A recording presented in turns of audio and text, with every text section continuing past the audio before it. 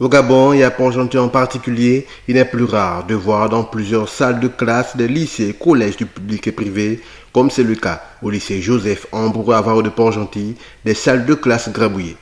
En effet, des graffitis de toutes sortes envahissent les murs, des dessins, des messages ignobles inscrits parfois avec du blanco, des bombes à peinture sur ces bâtiments publics par des élèves remplacent les peintures initiales. Une situation décriée par le premier responsable de cet établissement.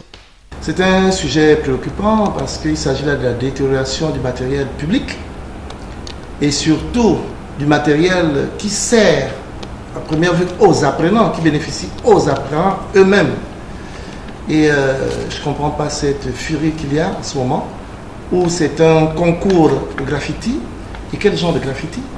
Comme vous avez vu, ce sont des graffitis obscènes. C'est de l'incivisme caractérisé. Je suis vraiment très amer et déçu de voir que l'État fait des efforts de pouvoir les lycées en table-banc. On essaye de donner un cadre décent d'apprentissage aux élèves, mais eux-mêmes sont à l'origine de cette destruction-là, alors que dans le règlement intérieur du lycée, à son article 11.3, il est strictement interdit d'écrire sur les tables-bancs, de détériorer les tables-bancs au lycée qui est donné, où on a besoin de marqueurs. Or, c'est à la mode au lycée, un élève a au moins 3 marqueurs sur lui. À quoi servent ces marqueurs? Mais simplement taguer les murs, les toilettes, les tables-bancs. L'effaceur qu'on appelle communément blanco, comme l'indique son nom, c'est un effaceur. Il est là pour corriger des ratures, etc. Fort de cela, des parents d'élèves, par une volonté manifeste de redonner vie à ces salles de classe délabrées, ont dû repeindre les murs d'une des salles de classe afin que les apprenants puissent être éduqués dans de meilleures conditions. Par ailleurs, des sanctions ont été prévues pour tous les élèves barbouilleurs. Ils sont très compréhensifs d'ailleurs, ceux qui sont arrivés. C'est parce qu'il y a une salle de classe qui a déjà été réhabilitée par les parents qui sont désolés et surpris de savoir que leurs enfants se livrent à de tels actes.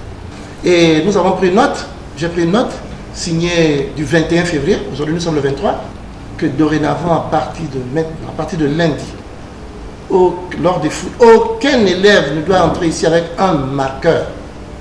Il n'y a pas un cours qu'on fait avec un marqueur, si ce n'est que détériorer le matériel scolaire.